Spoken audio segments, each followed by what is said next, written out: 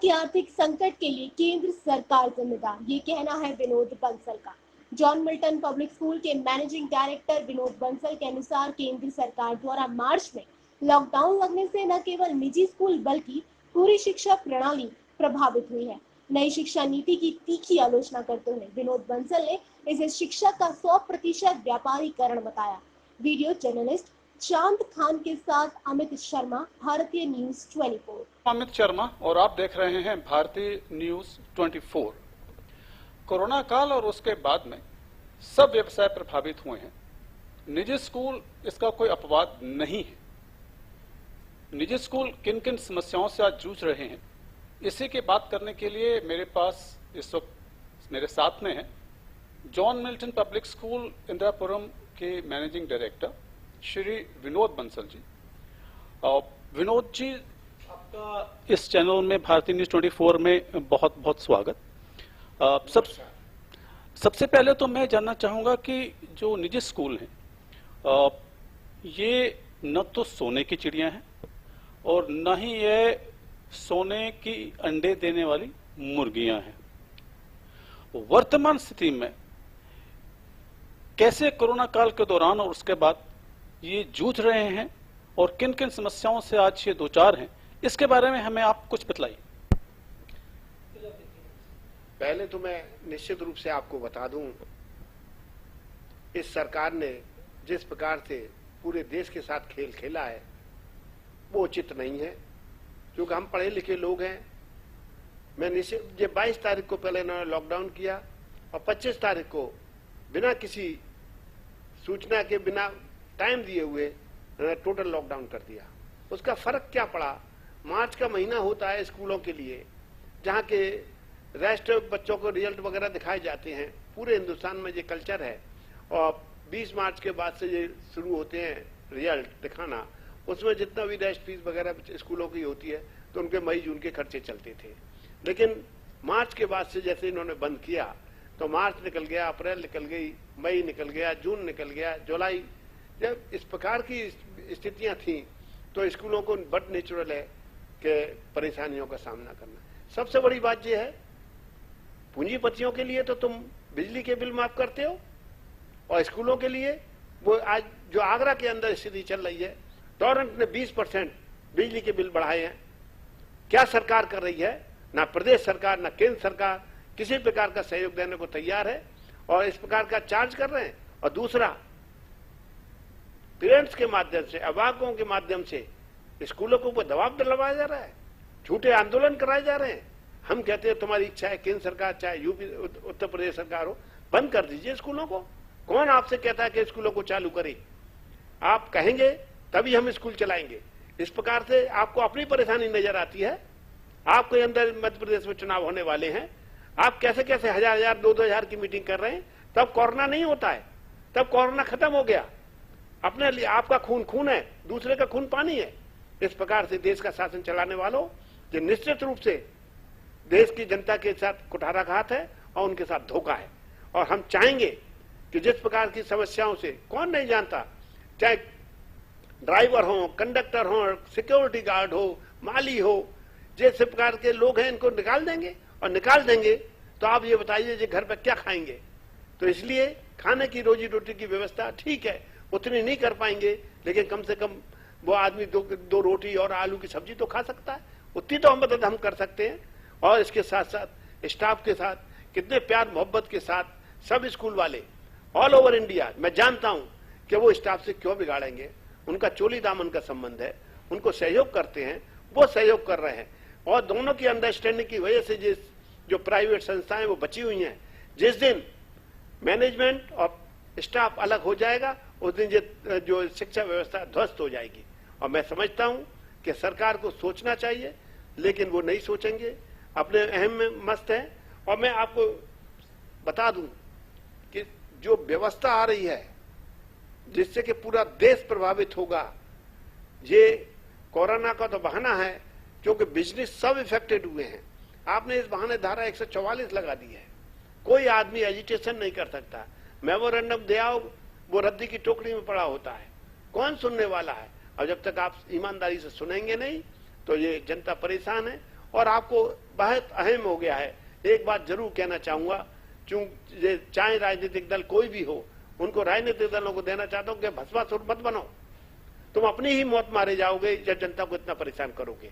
और एक स्थिति बता दूं जो चैलेंजिंग है हिंदुस्तान के लिए, जो नई शिक्षा नीति आ रही है, आपने देखा ऑनलाइन ऑफलाइन का जो चालू हुआ है ऑनलाइन, वो केवल एंड केवल नई शिक्षा नीति आने पर कॉर्पोरेट जगत को, उद्योगपति दोस्तों को फायदा पहुंचाने के लिए है। पूरी ऑनलाइन व्यवस्था से शिक्षा व्यवस्था को अपने हाथ में कैप्चर कर लेंगे और स्कूल जो कुछ भी है वो एक दर्शक के रूप में खड़े रहेंगे, एक उनका यूज किया जाएगा कि अभी अपना प्रीमिसेस दे दो और हम आपको चलाएंगे। तो इस प्रकार की व्यवस्था पर सबको सोचना होगा। केंद्र सरकार को यदि छोटे से कहा जाता है कि चींटी भी है और हाथी भी है, चींटी से लेकर ऊपर तक हाथी तक सब कुछ चुगा देना है, तो सबकी परेशानियों का ख्याल करना होगा। हाथी की परेशानियों का तो आप ख्याल करेंगे और चींटी को मसल देंगे तो ये देश में प्रजातंत्र नहीं, फिर ये कहते हैं कि राजतंत्र है। और जिस प्रकार से बहुत से लोगों ने शासन किया है, मुगलों ने किया, अंग्रेजों ने किया, वो शासन इस प्रकार से इस देश में लागू हो जाएगा। बिल्कुल ठीक कहा। अगर जनता की आवाज नहीं सुनी जाएगी तो ये लोकतंत्र नहीं रहेगा, ये प्रजातंत्र नहीं रहेगा, या राजतंत्र में परिवर्तित हो जाएगा। स्कूलों के मुद्दे पे दोबारा से आते हुए, जब कोरोना हुआ तो ऑनलाइन एजुकेशन के बारे में बहुत थोड़े से लोग थे जिनको जानकारी थी, इंक्लूडिंग टीचिंग कम्युनिटी। लेकिन hats off to teaching community, बार बार इनको प्रणाम करने का दिल करता है टीचिंग कम्युनिटी को, जिन्होंने बिना किसी ट्रेनिंग के अपने आप को बहुत तेजी के साथ बदलते माहौल के साथ बदला। और सबने, चाहे वो कंप्यूटर से रिलेटेड टीचर्स थे या नहीं थे, उन्होंने ऑनलाइन एजुकेशन को सेल्फ लर्निंग के थ्रू अडॉप्ट किया। और न बल्कि अडॉप्ट किया, बल्कि जो बच्चे थे उनको बहुत बढ़िया से ऑनलाइन टीचिंग क्लासेस दिया। जब सारी व्यवस्थाएं ठप थी, सब ऑफिसेज बंद थे, उस वक्त भी टीचिंग कम्युनिटी ऐसी थी जिन्होंने अपने सर्विसेज दिए और एजुकेशनल स्कूल्स ने उनको फुल्ली सपोर्ट किया। बावजूद इसके आज प्राइवेट स्कूल्स जो हैं वो जनता की आंख की किरकिरी बन चुके हैं। बैंक्स के लोन माफ नहीं हुए, ईएमआईज माफ नहीं हुई, बिजली के बिल माफ नहीं हुए, लेकिन जनता के अंदर एक एंटी स्कूल सेंटिमेंट को जन्म दिया गया कि भाई हम स्कूल में फीस नहीं देंगे। ऐसा क्यों है और इसके बारे में आप क्या कहना चाहेंगे? देखिए, ये जो शासन में सत्ता में पार्टी होती है उसका काम होता है कि वो सही प्रकार से सभी व्यवस्थाओं को मैनेज करे। यदि कोई गलत बात समाज के अंदर हो रही है तो उसको रोकना, उनको समझाना, ये शासन का काम होता है, प्रशासन का काम होता है। लेकिन हमारे देश में बड़ी अजीबोगरीब स्थिति है। जो लोग एजिटेशन करते हैं वो जाके पहले अपने चुपचाप सीने अपने बच्चे की फीस जमा कर आते हैं और अपने आप को सुरक्षित कर लेते हैं और बाहर जाके हंगामा करते हैं। ऐसा नहीं होना चाहिए। ग्रीवेंसेज हैं, आपकी ग्रीवेंसेज हैं। कोई स्कूल वाला, मैं समझता हूं, किसी के साथ गार्जियंस के साथ अटैच होना चाहता है और उनको सहयोग करना चाहता है।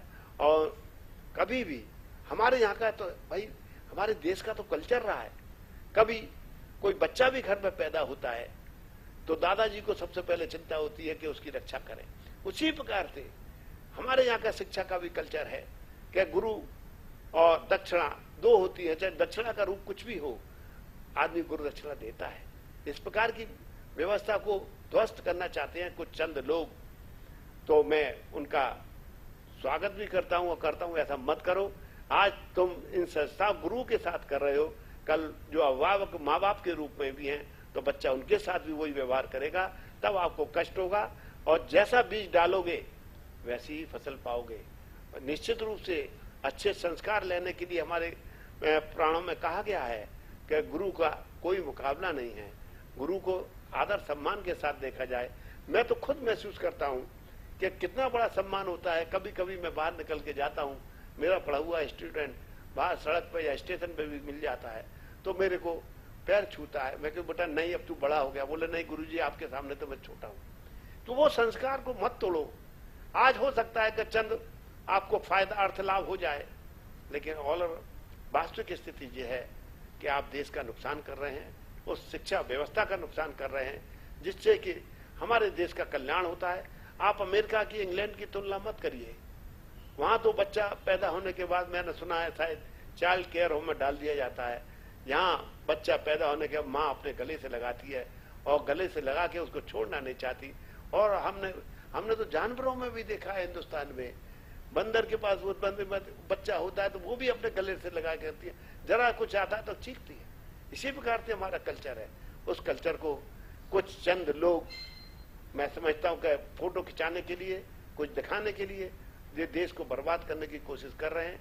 उनसे मेरा नम्र निवेदन है, भाई जरा सोचो, जब कल बच्चा आपके खिलाफ बगावत करेगा तो तुमको कौन बचाएगा? गुरु तो सहन कर लेगा, कोई बात नहीं है, वो तो फिर भी आशीर्वाद देगा, लेकिन बच्चा ये क्रूर हो जाएगा तो आप कैसे आशीर्वाद देंगे उसको?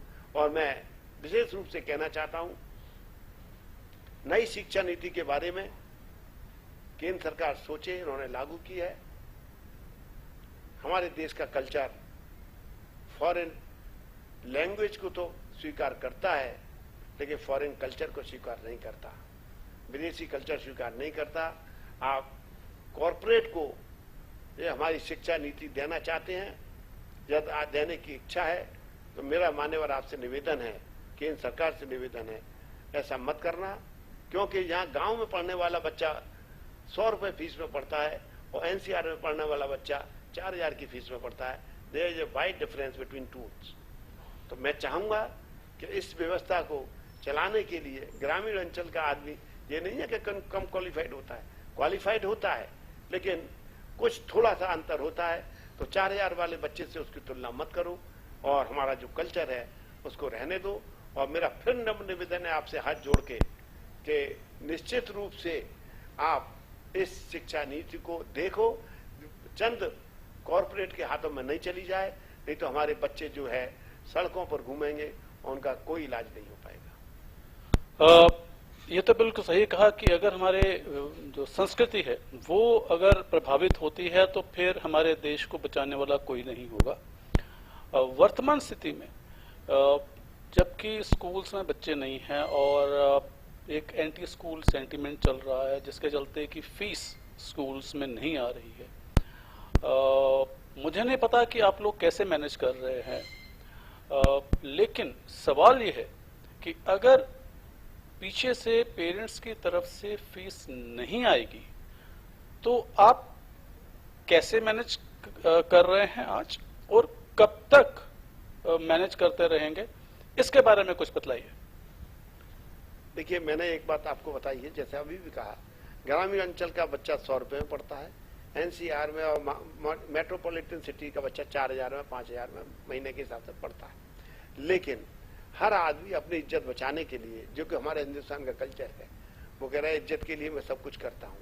जब इतना बड़ा सब काम करा, चाहे वो गांव का स्कूल हो, उसने 20 कमरे बनाए, शहर में उन्होंने 80 कमरे बनाए और एनसीआर में उन्होंने 150 कमरे बनाए, वो अपने हिसाब से सब काम कर रहे हैं। और जब तक सांस है, मैं दावे के साथ कह सकता हूं कि कोई भी मैनेजमेंट का आदमी स्कूल को के ऊपर आंच नहीं आने देगा और उसको टीचर से रिक्वेस्ट करेगा, अपने स्टाफ से रिक्वेस्ट करेगा और उसके बाद पूरी कोशिश करेगा अंतिम दिन तक कि उसका स्कूल बचा रहे, उसके बच्चे पढ़े रहे। और कोशिश हमारी ये होगी कि कोई भी बच्चा बिना एजुकेशन के इस परेशानी में ना जाए।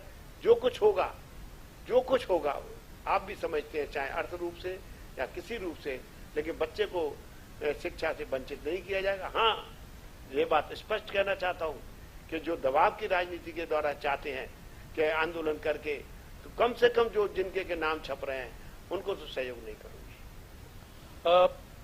संघर्ष जीवन है, जीवन पर्यंत संघर्ष बना रहता है। इस संकट के घड़ी में जो निजी स्कूल हैं वो अपने इस संघर्ष को कैसे चला रहे हैं और कैसी आगे बढ़ने की नीति बना रहे हैं कि सरकार से कुछ आर्थिक सहयोग मिले या कुछ बैंक्स के थ्रू लोन मिले इंटरेस्ट फ्री, इसके लिए कुछ आंदोलन या इसके लिए कुछ कैंपेन चलाने का विचार है क्या? देखिए, कट सत्य ये है, बैंकें इंस्टीट्यूशन को लोन नहीं देती और लोन लेके भी वो क्या करेगा? जब रीपेइंग कैपेसिटी नहीं है तो लोन क्या करेगा? आप सोचते रहिए, कहते रहिए कि बैंकें लोन दे रही हैं और लोग लोन ले रहे हैं। चंद स्कूलों की मैं नहीं कह सकता, लेकिन कोई भी आदमी कर्ज के तले दबना नहीं चाहता। और वास्तविक स्थिति ये है कि जो भी आपने कहा कि बच्चे, हम आखिरी दम तक सब बच्चों को पढ़ाएंगे। जो भी बच्चे आएंगे नेट मतलब ये आपका ऑनलाइन क्लासेज में, हम उनको पढ़ाने की पूरी कोशिश करेंगे। और जहाँ तक आगे की व्यवस्था है वो तो इस सेशन के बाद ही मालूम पड़ पाएगी कि हमारी आगे की व्यवस्था और नीति क्या होगी। विनोद बंसल जी, आपने भारतीय न्यूज चैनल को अपना बहुमूल्य समय दिया और अपने अपने विचार खुल के हमारे दर्शकों के सामने रखे। भारतीय न्यूज चैनल को अपना बहुमूल्य समय देने के लिए आपका बहुत बहुत धन्यवाद। वीडियो जर्नलिस्ट चांद खान के साथ अमित शर्मा, भारतीय न्यूज 24।